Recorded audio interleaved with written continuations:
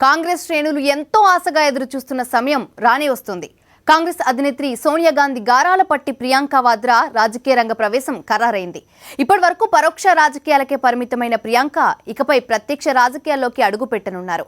ప్రియాంక రాజకీయ ప్రవేశంపై సోనియా కూడా green signal ఇచ్చినట్లు సమాచారం. ఇందుకు సంబంధించి 1-2 రోజుల్లో కీలక ప్రకటన వెలువడనుందని పార్టీ వర్గాలంటున్నాయి.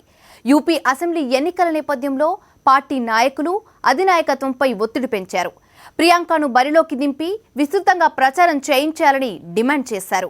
రాహుల్ గాంధీని మాత్రమే నమ్ముకుంటే లాభం ఉండబోదని, ప్రియాంక చరిష్మా కూడా తోడైతే యూపీలో మళ్లీ పట్టు సాధించవచ్చని పదే సూచించాయి. ఈ నేపథ్యంలోనే గత వారం 10 జన్పథ్ నుంచి ప్రియాంక రాజకీయ ప్రవేశంపై కొద్దిగా సంకేతాలు వెలువడ్డాయి.